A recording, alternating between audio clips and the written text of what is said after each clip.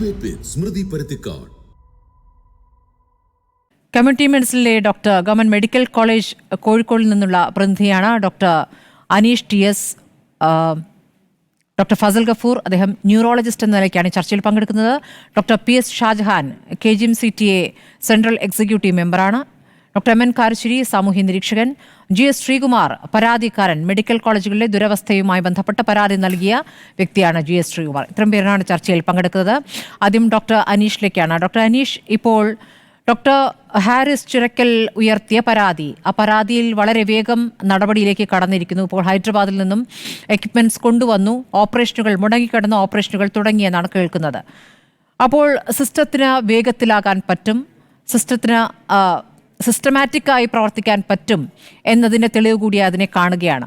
പക്ഷേ ഇത് ഒരിടത്ത് മാത്രമാണ് സംഭവിക്കുന്നത്. ഇത് പുറത്തേക്ക് പറഞ്ഞതുകൊണ്ടാണ് സംഭവിക്കുന്നത്. എല്ലാ ഡോക്ടർമാർക്കും, താങ്കൾ അടക്കമുള്ളവർക്ക് ഓരോ ദിവസവും പുറത്തേക്ക് കാര്യങ്ങൾ പറയുകയോ ഫേസ്ബുക്കിലൂടെ കാര്യങ്ങൾ അവതരിപ്പിക്കുകയോ ചെയ്യുന്നത് ഒരു പരിഹാരമല്ലല്ലോ. അപ്പോൾ എന്താണ് ഇപ്പോഴത്തെ ഈ സാഹചര്യത്തെ താങ്കൾ വിലയിരുത്തുന്നത്? എന്നെ സംബന്ധിച്ചിടത്തോളം നമ്മൾ പൊതുജനാരോഗ്യ മേഖലയിൽ ഉള്ള ഒരു പ്രശ്നം ഉന്നയിക്കുമ്പോൾ പുറത്ത് ഒരുപാട് ആളുകളുണ്ട്. അവർ കേരളത്തിൻ്റെ ആരോഗ്യ മേഖലയിൽ പ്രത്യേകിച്ച് മെഡിക്കൽ കോളേജുകളിൽ നിന്നുള്ള സേവനങ്ങൾ നേടിയിട്ടുള്ളവരാണ്, അതിനകത്തുള്ള ഗുണങ്ങളും ദോഷങ്ങളും അനുഭവിച്ചിട്ടുള്ളവരാണ്. അപ്പോൾ അവരിതെല്ലാം കേട്ടുകൊണ്ടിരിക്കുകയാണ്. തീർച്ചയായിട്ടും ഇത് വിലയിരുത്തേണ്ടത്, നമ്മളീ പറയുന്നത്, ഈ ചർച്ചയിലൂടെ പറയുന്ന കേരളത്തിൻ്റെ പൊതുജനാരോഗ്യ മേഖല കുത്തഴിഞ്ഞതാണോ അല്ലയോ എന്ന് വിലയിരുത്തേണ്ടത് തീർച്ചയായിട്ടും ഇത് അനുഭവിച്ചു കൊണ്ടിരിക്കുന്ന ജനങ്ങളാണ്. ഇപ്പോൾ ഇത് ചിലപ്പോൾ ഈ ഒറ്റ ഫേസ്ബുക്ക് പോസ്റ്റ് എന്ന് പറയുമ്പോൾ അതൊരു വലിയ പ്രശ്നത്തിൻ്റെ ഒരു ടിപ്പ് ഓഫ് ഐസ്ബർഗ് എന്ന് കാണുന്നത് പോലെ ഒരു തരം നേച്ചർ റിയാക്ഷൻ ആണ് എന്നും വേണമെങ്കിൽ വിവക്ഷിക്കാവുന്നതാണ്. അത് കൃത്യമായിട്ട് എന്താണ് അവിടെ സംഭവിച്ചിരിക്കുന്നത്? അതൊരു സിസ്റ്റമാറ്റിക് ഫെയില്യൂറിന്റെ ഒരു പരിച്ഛേദം, അല്ലെങ്കിൽ ഒരാളത് പുറത്തു പറഞ്ഞു എന്നുള്ളതാണോ, അതോ അയാൾ, പ്രത്യേകിച്ചും ഡോക്ടർ ഹാരിസിന്റെ കാര്യം, നമ്മൾ അദ്ദേഹത്തിന്റെ സത്യസന്ധതയിലോ അല്ലെങ്കിൽ അദ്ദേഹത്തിന്റെ ഇതിനകത്തുള്ള ഇതിനോടുള്ള കമ്മിറ്റ്മെന്റിലോ ഒന്നും തന്നെ ആർക്കും, ഇത് എതിർക്കുന്നവർക്കും അദ്ദേഹത്തെ അനുകൂലിക്കുന്നവർക്കും പ്രത്യേകിച്ചും യാതൊരു അഭിപ്രായ വ്യത്യാസമില്ല. പക്ഷേ അദ്ദേഹം പുറത്തു പറയുന്ന കാര്യം, ഒരു ഡോക്ടർ എന്ന നിലയിൽ അദ്ദേഹത്തിന് ഒരു കുട്ടിയുടെ സർജറി മുടങ്ങിപ്പോയത് കൊണ്ടുള്ള പെട്ടെന്നുണ്ടായ ആത്മരോഷത്തിൽ അദ്ദേഹം പറയുന്ന ഒരു കാര്യമാണോ, ഇതൊരു റൂളാണോ, ഇതാണോ ശരിക്കും മെഡിക്കൽ കോളേജിൽ നടക്കുന്നത് എന്നുള്ളത് പുറം സമൂഹം, ഇത് അനുഭവിക്കുന്ന ആളുകൾ വിലയിരുത്തേണ്ടതാണ്. മെഡിക്കൽ കോളേജിൽ ജോലി ചെയ്യുന്ന ഒരാൾ എന്നുള്ള നിലയിൽ എനിക്ക് തോന്നുന്നത് ഇത് ഒറ്റപ്പെട്ട ഒരു സംഭവമാണ്.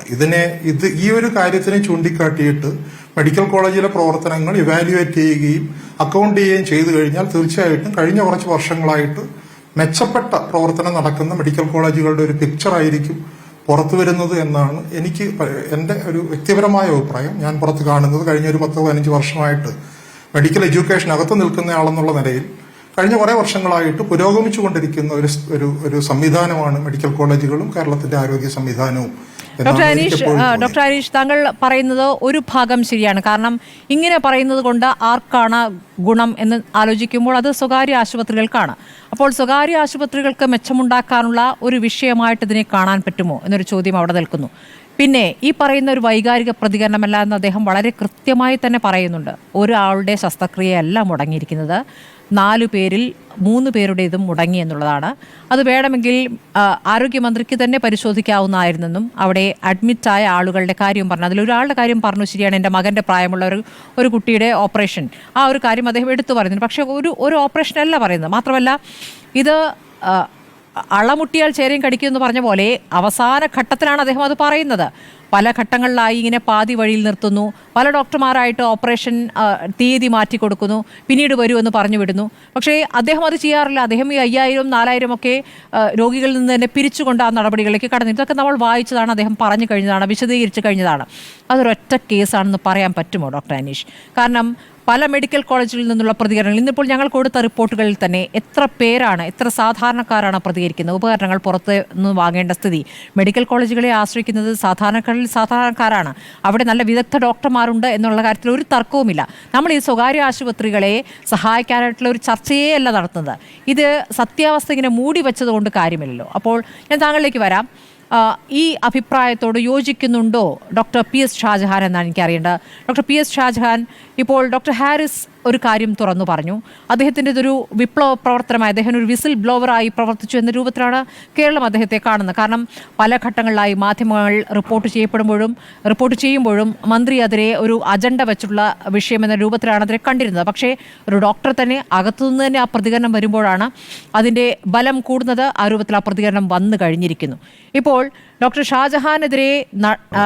ഡോക്ടർ ഹാരിസിനെതിരെ നടപടി ഉണ്ടായേക്കുമെന്നുള്ള സൂചനകൾ ഇപ്പോൾ പുറത്തേക്ക് വരുന്നുണ്ട്. അദ്ദേഹം പറഞ്ഞ കാര്യങ്ങൾ നടപടിയായിട്ടുണ്ട്, പക്ഷേ അദ്ദേഹത്തിനെതിരെയും നടപടി എന്ന് കേൾക്കുന്നു. എന്താണ് ഈ കാര്യത്തെക്കുറിച്ച് പറയാനുള്ളത്? അങ്ങനെ സംഭവിക്കുമോ?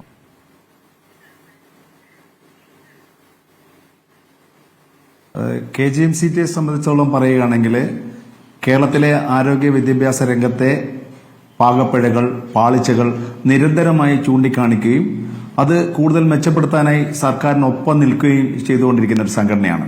അപ്പോൾ താങ്കൾ ചോദിച്ചതുപോലെ ഡോക്ടർ ഹാരിസിനെതിരെ നടപടി ഉണ്ടായാൽ എന്ത് ചെയ്യും എന്നുള്ള ചോദ്യമാണ് താങ്കൾ ചോദിച്ചതെന്ന് ഞാൻ മനസ്സിലാക്കുന്നു.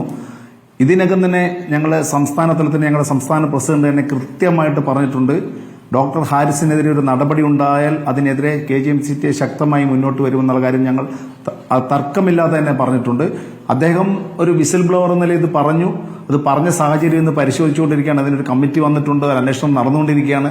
അതിലേക്ക് ഞാൻ കടക്കുന്നില്ല. എന്നിരുന്നാലും അദ്ദേഹം പറഞ്ഞതിനെ വെച്ചുകൊണ്ട് ഒരു നടപടി ഉണ്ടാകുന്നതിനെ KGMCT ശക്തമായി എതിർക്കുന്നു. അതിനെതിരെ KGMCT ശക്തമായി പ്രതിഷേധവുമായി രംഗത്ത് വരുന്നുള്ള കാര്യത്തിൽ യാതൊരു തർക്കവുമില്ല.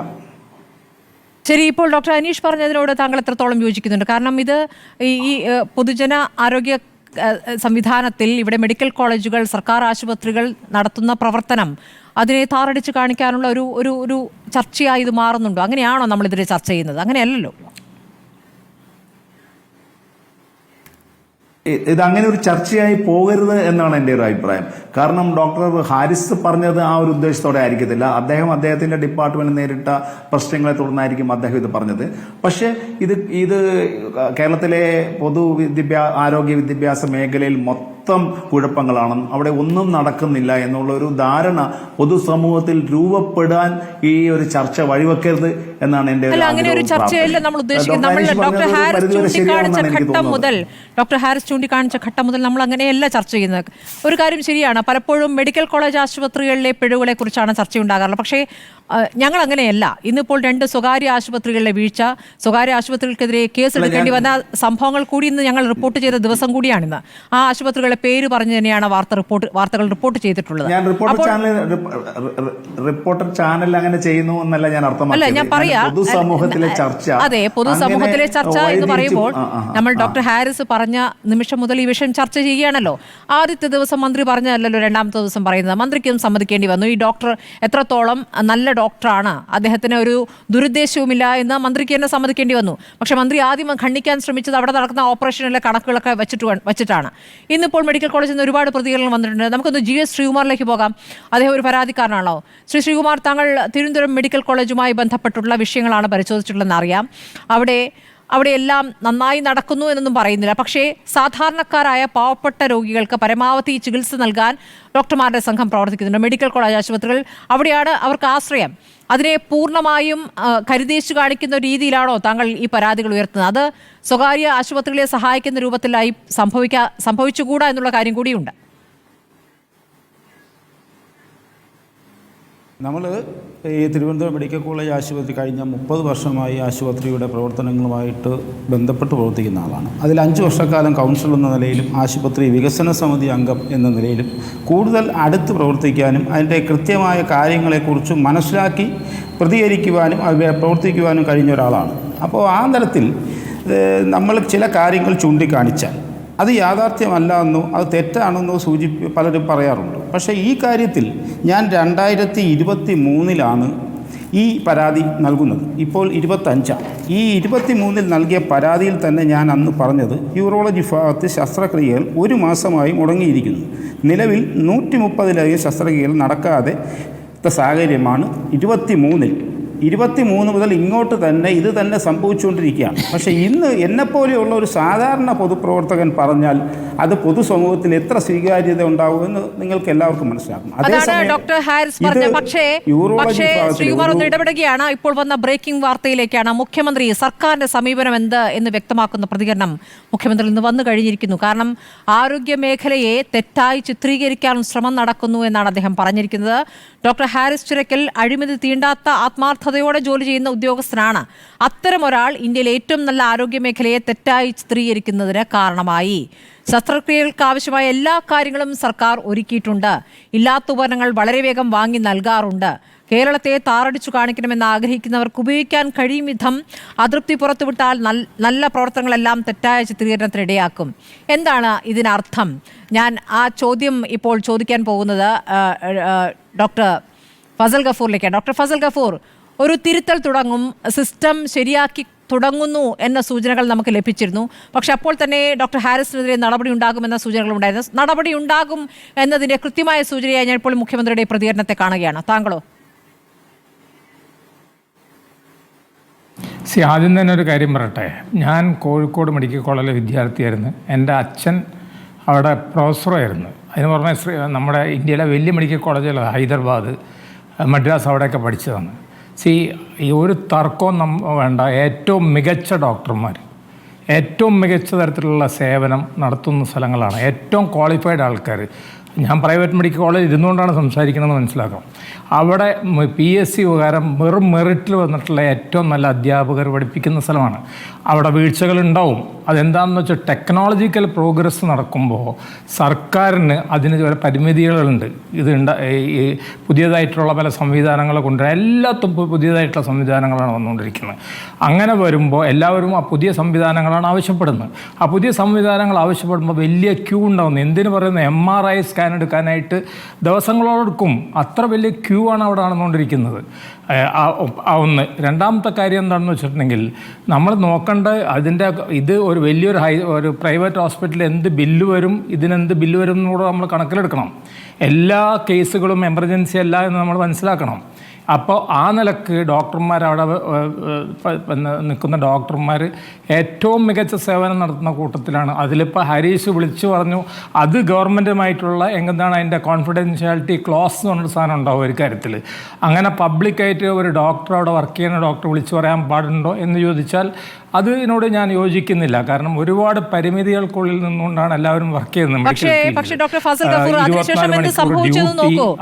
ഡോക്ടർ ഹാരിസ് അത് പറഞ്ഞതിന് ശേഷം ഈ പറയുന്ന ശസ്ത്രക്രിയാ ഉപകരണങ്ങൾ വളരെ വേഗം തന്നെ ഹൈദരാബാദിൽ നിന്നിപ്പോൾ വിമാനമാർഗം എത്തിക്കുകയാണ്. ആ ഓപ്പറേഷനുകൾ, മുടങ്ങിക്കിടന്ന ഓപ്പറേഷനുകൾ നടക്കുകയാണ്. എന്നിട്ടോ അന്വേഷണ സമിതിയുടെ റിപ്പോർട്ടിൽ പറയുന്നത് പൊതുസ്ഥിതിയാണെന്നാണ്. അതായത് ഒരു ഏതെങ്കിലും ഒരു വകുപ്പിൻ്റെ, ഏതൊരു വിഭാഗത്തിൻ്റെ മാത്രം പ്രശ്നമല്ല, ഇതൊരു പൊതുസ്ഥിതിയാണ് എന്ന കണ്ടെത്തൽ നടത്തിയിരിക്കുന്നത്. ആ പൊതുസ്ഥിതി കണ്ടെത്തിയ ശേഷമാണ് മുഖ്യമന്ത്രിയുടെ ഈ പ്രതികരണം എന്ന് ആലോചിക്കണം. ഞാൻ സമ്മതിച്ചു. Crisis, whenever there is a crisis, there will be an attempt to solve it. There will be an attempt to solve it. പക്ഷേ ഞാൻ അതിൻ്റെ ഇടയിലൊരു കാര്യം പറയാം. ഗവൺമെൻറ്റിൻ്റെ അടുത്ത് വലിയൊരു മിസ്റ്റേക്ക് പറ്റിയിട്ടുണ്ട്. പൊതു ആശുപത്രികൾ ഉണ്ടാക്കുന്നതിന് പകരമായിട്ട് അനാവശ്യമായിട്ട് മുൻ ഗവൺമെൻറ്റാണെന്ന് ഡിസ്ട്രിക്റ്റ് തോറും മെഡിക്കൽ കോളേജ് ഉണ്ടാക്കുക. ഒരു മെഡിക്കൽ കോളേജ് ഉണ്ടാക്കാനായിട്ട് അതിന് തതുല്യമായിട്ടുള്ള ചികിത്സ കൊടുക്കാവുന്ന ജില്ലാ ആശുപത്രികൾ, അവിടെ ഈ ഈ തരത്തിലുള്ള സംവിധാനങ്ങൾ ഉണ്ടാക്കണേ. ഞങ്ങൾക്കിപ്പോൾ ഒരു ഡിപ്പാർട്ട്മെൻ്റ് എന്ന് പറഞ്ഞാൽ associate professor, assistant professor, senior resident, ഈ 6-8 പേര് മെഡിസിൻ ഡിപ്പാർട്ട്മെൻറ്റിൽ ചുരുങ്ങിയത് 8 പേര് വേണം. 8 × 4 32 വേണം. അത് നടത്താനായിട്ട് ഒരു പ്രൈവറ്റ് ഹോസ്പിറ്റലാണെങ്കിൽ ആകെ 4-6 പേര് 5 പേര് മതി. അപ്പോൾ വിദ്യാർത്ഥികളൊട്ട് ഫീസ് കൊടുക്കണമില്ല. അപ്പോൾ ഗവൺമെൻറ്റിന് ഭാരിച്ച ഒരു ചിലവുണ്ട്. അത് നിങ്ങൾ കണക്കിലെടുക്കുന്നില്ല. വിദ്യാർത്ഥികളെ പഠിപ്പിക്കുന്നതിൻ്റെ കൂടെ ചിലവുണ്ട് ഇതിന് ഭയങ്കരമായിട്ട്. അല്ല, ചെറിയ ആ വിദ്യാർത്ഥികളെ പഠിപ്പിക്കണം എന്നുള്ളതിനാണ് എൻ്റെ അഭിപ്രായം.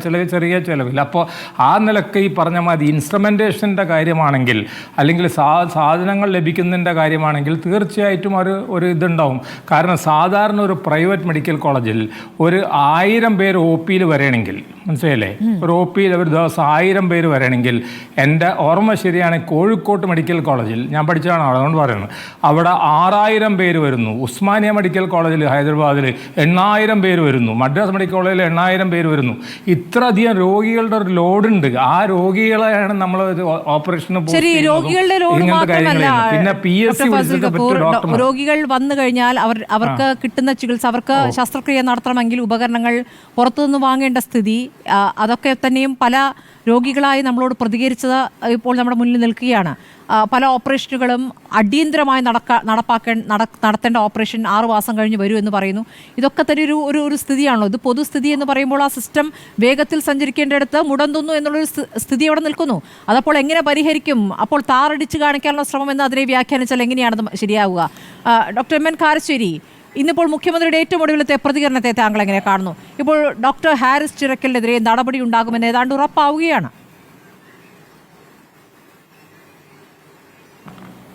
സ്മൃതി, ഹാരിസ് ചിറക്കലിനെ പറ്റി 2 കൈയും ഉയർത്തി അദ്ദേഹത്തിന് അഭിവാദ്യം ചെയ്യാണ് ഞാൻ ആദ്യം ചെയ്യുന്നത്. അദ്ദേഹത്തെപ്പറ്റി ഞാൻ കേട്ടത് 365 ദിവസവും ജോലി ചെയ്യുന്ന ഒരാളാണെന്നാണ്. ഗൾഫിലെ ഉന്നതമായ ശമ്പളം ഉള്ള ജോലി ഉപേക്ഷിച്ച് തിരുവനന്തപുരം മെഡിക്കൽ കോളേജിലേക്ക് വന്ന ആളാണ് അദ്ദേഹം എന്നാണ്. അദ്ദേഹത്തെപ്പറ്റി ഒരു പരാതിയുമില്ല എന്ന് ആരോഗ്യ വകുപ്പ് മന്ത്രി ശ്രീമതി വീണ ജോർജ് എന്നെ പറഞ്ഞത് അദ്ദേഹം സത്യസന്ധനാണ്. അപ്പോൾ ഈ അളവിൽ അളമുട്ടിയപ്പോൾ നേരത്തെ സ്മൃതി പറഞ്ഞ മാതിരി അദ്ദേഹം നടന്ന് ചെരുപ്പ് തേഞ്ഞപ്പോഴാണ് ഇത് പറയുന്നത്. രോഗികളോട് ഇത്രയും പ്രതിബദ്ധതയുള്ള, ഇത്രയധികം പാവപ്പെട്ട ആളുകളോട് കരുണയുള്ള ഡോക്ടർമാർ നമ്മുടെ നാട്ടിലുണ്ട് എന്നുള്ളത് ഈ മഹാകഷ്ടത്തിൻ്റെ ഇടയിലും നമുക്ക് അഭിമാനിക്കാവുന്ന ഒന്നാണ്. പിന്നെ ഞാനൊരു ചെറിയ കാര്യം ചോദിക്കാം. നമ്മുടെ എത്ര നേതാക്കന്മാർ, എത്ര മന്ത്രിമാർ, എത്ര മുഖ്യമന്ത്രിമാർ, എത്ര ഉന്നത ഉദ്യോഗസ്ഥന്മാർ, IAS IPS ഉദ്യോഗസ്ഥന്മാർ മെഡിക്കൽ കോളേജിൽ ചികിത്സ തേടുന്നുണ്ട്? അത് വളരെ പ്രധാനപ്പെട്ട ചോദ്യമാണല്ലോ. നമ്മുടെ ആരോഗ്യ മേഖല, കേരളത്തിലെ ആരോഗ്യ സംരക്ഷണം വളരെ ഗംഭീരമാണെങ്കിൽ എന്തിനാണ് നമ്മുടെ നേതാക്കന്മാർ, നമ്മുടെ മന്ത്രിമാർ അനങ്ങിയാൽ അപ്പോളോ ഹോസ്പിറ്റലിലേക്ക്, മദിരാശിയിലേക്ക്, അല്ലെങ്കിൽ ബോംബെയിലേക്ക്, അല്ലെങ്കിൽ ന്യൂയോർക്കിലേക്ക് പോകുന്നത്? വളരെ പ്രധാനപ്പെട്ട ചോദ്യമല്ലേ.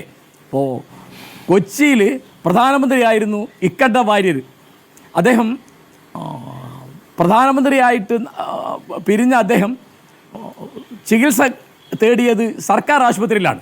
അപ്പോൾ അന്ന് ഗവൺമെൻറ് പറഞ്ഞു അദ്ദേഹത്തിന് വേറെ വലിയ ചികിത്സ ഏർപ്പാടാക്കാം. അദ്ദേഹം പറഞ്ഞു വേണ്ട, ഞാൻ ജനങ്ങൾക്ക് കിട്ടുന്ന ചികിത്സ മതി എനിക്ക് എന്ന് പറഞ്ഞു. അദ്ദേഹം സർക്കാർ ആശുപത്രിയിൽ കിടന്നു. 1977 ഇക്കണ്ട വാര്യർ കൊച്ചിയിലെ ആദ്യത്തെ അവസാനത്തെ പ്രധാനമന്ത്രി, അന്ന് പ്രധാനമന്ത്രി എന്ന് പറയാം, മരിച്ചുപോയി. ഇതൊരു 77 കാണുന്ന ഒരു ഉദാഹരണം ഇന്ന് 2025 കാണുമോ എന്ന് ആലോചിക്കാം. വേറെ ഒന്നുള്ള എന്താണെന്ന് വിചാരിച്ചാൽ, ഇപ്പോൾ ഒരു തെറ്റ് ചൂണ്ടിക്കാണിച്ചു എന്നതിൻ്റെ പേരിൽ ഒരാൾ ശിക്ഷിക്കപ്പെടുക എന്ന് പറഞ്ഞാൽ ജനാധിപത്യപരമായ അവകാശങ്ങളുടെ നഗ്നമായ ലംഘനമാണത്. അദ്ദേഹം കൈക്കൂലി വാങ്ങിയില്ല, അദ്ദേഹം കഠിനമായി അധ്വാനിക്കുമെന്നും സത്യസന്ധനാണ് എന്നും. സിസ്റ്റത്തിനനുസരിച്ചാണെങ്കിൽ ആ ഡോക്ടർ പുറത്തേക്ക് പറയാൻ പാടില്ല. ആ സിസ്റ്റത്തിൽ നിന്ന് പുറത്തേക്ക് കിടന്നാണല്ലോ പ്രശ്നമായത്. അല്ല സ്മൃതി, ഇത് ജനാധിപത്യമല്ലേ? നിങ്ങൾക്ക് അഭിപ്രായ സ്വാതന്ത്ര്യമില്ലേ? ഈ ഭരണഘടന ഉറപ്പാക്കിയ ആവിഷ്കാര സ്വാതന്ത്ര്യം, അഭിപ്രായ സ്വാതന്ത്ര്യം, ഫ്രീഡം ഓഫ് എക്സ്പ്രഷൻ ഇല്ലേ? അപ്പോൾ അദ്ദേഹം ഇതുവരെ ഒന്നും മിണ്ടാത്ത ഒരാളല്ലേ അദ്ദേഹം. ഇത്ര വലിയൊരു മനുഷ്യനെ പറ്റി നമുക്ക് ഇങ്ങനെയൊക്കെ ബഹുമാനം പറയുക എന്നല്ലാതെ അദ്ദേഹത്തെ വിമർശിക്കാൻ ഒരു അവസരം വരുന്നത് തന്നെ വളരെ മോശമാണ്. എല്ലാ മെഡിക്കൽ കോളേജിലും വളരെ മോശമാണെന്നൊന്നും എനിക്ക് അഭിപ്രായമില്ല, ആർക്കും അഭിപ്രായം ഉണ്ടാവില്ല. പക്ഷേ നല്ലത് ചെയ്യുന്ന സ്ഥലത്ത് എന്തെങ്കിലും തരത്തിലുള്ള വീഴ്ച കണ്ടാൽ അത് ചൂണ്ടിക്കാണിക്കുക, അത് തിരുത്താൻ ശ്രമിക്കുക. അപ്പോൾ തിരുത്തിയല്ലോ. ഇനി അദ്ദേഹത്തിൻ്റെ പേരിൽ നടപടിയെടുക്കുക എന്ന് പറഞ്ഞാൽ ജനങ്ങളെ വെല്ലുവിളിക്കുക എന്നാണ് അതിൻ്റെ അർത്ഥം.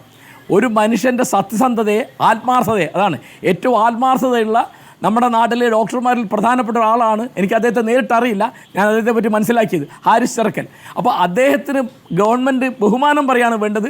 അദ്ദേഹത്തിന് എൻ്റെ കണക്കിന് ഒരു അവാർഡ് കൊടുക്കണം. ഇത്രയൊക്കെ പ്രതിബദ്ധതയുള്ള ഡോക്ടർമാരുണ്ട് എന്നുള്ളത് നമ്മുടെ സിസ്റ്റത്തിന് വളരെ വലിയ അഭിമാനമാണ്. സിസ്റ്റത്തിൻ്റെ കുഴപ്പമാണെന്നാണ് ആരോഗ്യമന്ത്രി പറഞ്ഞത്. സിസ്റ്റം എന്ന് പറയുന്നത് ഉണ്ടാക്കുന്ന ആരോഗ്യമന്ത്രിയാണ്. അപ്പോൾ അത് അവരാരെയാണ് വിമർശിക്കുന്നത്? അവർ ആത്മഹത്യാപരമായിട്ടാണ് ആ പ്രസ്താവന പുറപ്പെടുവിച്ചത്. സിസ്റ്റത്തിൻ്റെ കുഴപ്പമാണ്.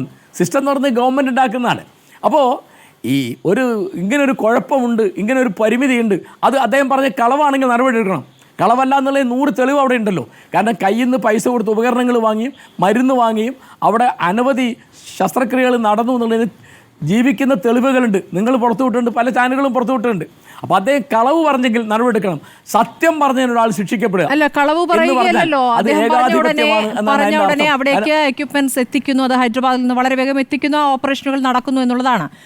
അതൊരു ഒരൊറ്റപ്പെട്ട സംഭവം എന്നിരിക്കുകയാണ് ഡോക്ടർ അനീഷ് കാണുന്നത്. ഡോക്ടർ അനീഷിലേക്ക് പോയ ശേഷം ഞാൻ ഇടപെടലിലേക്ക് പോകും. ഡോക്ടർ അനീഷ്, ഇപ്പോൾ മുഖ്യമന്ത്രി നടത്തിയ പ്രതികരണം, അതായത് ഒരു സംവിധാനത്തിൽ ഗവൺമെന്റ് ഡോക്ടർമാർ അങ്ങനെ പുറത്തേക്ക് പ്രതികരിക്കാമോ എന്ന് ചോദിച്ചാൽ പ്രതികരിക്കാൻ പാടില്ല. എല്ലാ സംവിധാനങ്ങൾക്കും അതിൻ്റെതായ ചട്ടക്കൂടുകൾ ഉണ്ടാകും, അത് ശരിയാണ്. ആ ചട്ടക്കൂടുകൾ ലംഘിക്കുമ്പോൾ ചിലപ്പോൾ അതിനെ തിരുത്താനാകുമല്ലോ. അങ്ങനെയാണല്ലോ എല്ലാ വിപ്ലവങ്ങളും ഉണ്ടായിട്ടുള്ളത്. ഇത് ഒരു തിരുത്തൽ ശക്തിയായി മാറുന്നു. അത് സ്വകാര്യ മേഖലയെ സഹായിക്കാനാണെന്ന് ആരും പറയില്ല. ഡോക്ടർ ഹാരിസ് അങ്ങനെ ചെയ്തത് സ്വകാര്യ ആശുപത്രികളെ സഹായിക്കാനാണെന്ന് ആരും പറയില്ല. മാത്രമല്ല, ഈ പറയുന്ന മെഡിക്കൽ കോളേജുകളെ ആശ്രയിക്കുന്നവർക്ക് സ്വകാര്യ ആശുപത്രികളെ ആശ്രയിക്കാൻ കഴിയില്ലല്ലോ, സാമ്പത്തികമായ അവസ്ഥയിലല്ലല്ലോ. പക്ഷേ അവിടെ വരുത്തേണ്ട തിരുത്തലുകൾ പിന്നെ എങ്ങനെ വരുത്തും ഡോക്ടർ അനീഷ്? എങ്ങനെ വരുത്തും ആ തിരുത്തൽ? അല്ല സ്മൃതി, ഇതിനകത്ത് ഇപ്പൊ ഇതുവരെ നടന്ന ചർച്ചയിൽ നിന്നും ഒന്ന് രണ്ട് കാര്യങ്ങൾ ഒന്ന് സ്മൃതി കൂടെ ഒരു വിദഗ്ധ സമിതിയുടെ കണ്ടെത്തലിന്റെ കാര്യം പറയുന്നുണ്ട്. അത് ഏത് വിദഗ്ധ സമിതിയാണ്? സർക്കാർ നിയമിച്ചിരിക്കുന്ന വിദഗ്ധ സമിതി ഇതുവരെ റിപ്പോർട്ട് നൽകിയിട്ടില്ല എന്നാണ് ഞാൻ മനസ്സിലാക്കുന്നത്. അതൊരു കാര്യം. രണ്ടാമത്, ഈ ഹാരിസിനെതിരെ നടപടി എന്ന് പറയുമ്പോൾ നടപടി എന്ന് ആരും പറഞ്ഞിട്ടില്ല. പറഞ്ഞിട്ടുള്ളത് DME മാത്രമാണ്. DMEയുടെ ഒരു പെർസ്പെക്റ്റീവിൽ നോക്കുമ്പോൾ DMEയുടെ അടിയിലുള്ള ഒരു ഉദ്യോഗസ്ഥൻ DMEയോട് പറയാനുള്ളതിന് പകരം ഫേസ്ബുക്കിലൂടെ അത് കമ്മ്യൂണിക്കേറ്റ് ചെയ്യുന്നു. DME ഒരു ഇടയ്ക്ക് നിൽക്കുന്ന ഒരു ഉദ്യോഗസ്ഥനാണ്. അത് പൊളിറ്റിക്കൽ ലീഡർഷിപ്പിന്റെ ഒരു സ്റ്റാൻഡായിട്ട് അതിനെ വ്യാഖ്യാനിക്കാൻ പാടില്ല. DME അടക്കമുള്ളവരോട് പലതവണ പറഞ്ഞ കാര്യമാണെന്നുള്ളതാണ്. എന്നിട്ടും പരിഹാരമാകാത്ത കാര്യം എന്ന നിലയ്ക്കാണ് അദ്ദേഹം അത് അവതരിപ്പിച്ചിട്ടുള്ളത്. ഞാനിപ്പോൾ ഈ നടപടി എന്ന് പറഞ്ഞത് ഡോക്ടർ അനീഷ്, അത് DME പറഞ്ഞതിന്റെ അടിസ്ഥാനത്തിൽ ഒറ്റ മിനിറ്റ്, ഞാൻ ഈ മുഖ്യമന്ത്രിയുടെ വാചകളിൽ നിന്നാണ് അത് മനസ്സിലാക്കുന്നത്. കേരളത്തെ താറടിച്ചു കാണിക്കണമെന്ന് ആഗ്രഹിക്കുന്നവർക്ക് ഉപയോഗിക്കാൻ കഴിയും വിധം അതൃപ്തി പുറത്തുവിട്ടാൽ നല്ല പ്രവർത്തനങ്ങളെല്ലാം തെറ്റായ ചിത്രീകരണത്തിന് അത് ഇടയാക്കും എന്ന് മുഖ്യമന്ത്രി തന്നെ അത് പറയുമ്പോൾ ആ നടപടിയുടെ സൂചനയായിട്ട് അതിനെ കാണേണ്ടി വരും. അതാണ് ഞാൻ ഇതിനകത്ത് എവിടെയാണ് ഹാരിസിനെതിരെ നടപടി ഉണ്ടാവുമെന്ന് നേരിട്ടോ പ്രത്യക്ഷമായോ പരോക്ഷമായോ എന്താണ് മുഖ്യമന്ത്രി പറഞ്ഞിട്ടുള്ളത്? പറഞ്ഞ വാചകങ്ങളിൽ നിന്ന് അത് കേരളത്തെ സംബന്ധിച്ചിടത്തോളം ഒരു സൂചനയായിട്ടാണ് ഞാൻ അതിനെ കാണുന്നത്. ഉണ്ടാകുന്നില്ലെങ്കിൽ നല്ല കാര്യം ഡോക്ടർ അനീഷ്, ഒറ്റ കാര്യമേ ഉള്ളൂ. ശസ്ത്രക്രിയകൾക്ക് ആവശ്യമായ എല്ലാ കാര്യങ്ങളും സർക്കാർ ചെയ്യുന്നുണ്ടെന്നും. തീർച്ചയായിട്ടും കേൾക്കുന്ന പറഞ്ഞോളൂ. തീർച്ചയായിട്ടും അത് കേൾക്കുന്ന ആളുകൾ വിലയിരുത്തട്ടെ. ഇത് ഹാരിസിനെതിരെ ഒരു നടപടി ഉണ്ടാകും എന്ന് മുഖ്യമന്ത്രി ഇതിനകത്ത് സൂചിപ്പിച്ചിട്ടുണ്ടോ എന്നുള്ള കാര്യം നമ്മൾ കേൾക്കുന്ന ആൾക്കാർക്ക് വിട്ടുകൊടുക്കാം. ഇനി സ്മൃതി എന്നോട് ചോദിച്ച ചോദ്യം എന്തായിരുന്നു? ഞാൻ അത് ഇടയ്ക്ക് ഇത് പറയുന്നതിനായി വിട്ടു. ഞാൻ ചോദിക്കുന്നത്, എങ്ങനെയാണ് പിന്നെ തിരുത്തൽ വരുത്തുക? അവിടെ കുഴപ്പങ്ങളുണ്ട്. ആ കുഴപ്പം എങ്ങനെ തിരുത്തും? ഇതിപ്പോൾ ഡോക്ടർ ഹാരിസ് പറഞ്ഞുകൊണ്ടല്ലേ ഈ പറഞ്ഞ ശസ്ത്രക്രിയാ ഉപകരണങ്ങൾ വേഗം എത്തിച്ചത്. അപ്പോൾ ഈ പറഞ്ഞ നൂലാമാലകളും അതിലെ ചിട്ടവട്ടങ്ങളും അതിൻ്റെ പടിപടിയായുള്ള ഘട്ടങ്ങളും ഒന്നും ഉണ്ടായില്ലല്ലോ, വളരെ വേഗത്തിൽ എത്തിച്ചല്ലോ. അപ്പോൾ ഇങ്ങനെ പുറത്തേക്ക് പറഞ്ഞാലേ അത് നടക്കുകയുള്ളൂ. അങ്ങനെ പുറത്തേക്ക് പറയുന്നത് തെറ്റാണ് എന്ന് അങ്ങടക്കമുള്ളവർ പറയുമ്പോൾ പിന്നെ എങ്ങനെയാണ് അത് തുടങ്ങുന്നില്ലല്ലോ. ഈ പറയുന്ന ശ്രീകുമാറിനെ പോലെ കുറെ മെഡിക്കൽ കോളേജുമായി ബന്ധപ്പെട്ട് പ്രവർത്തിക്കുന്നവർ പുറത്തേക്ക് പറയുന്നത് എത്രത്തോളം അത് സിസ്റ്റം തിരുത്തുന്നതിലേക്ക് എത്തുന്നുണ്ട്?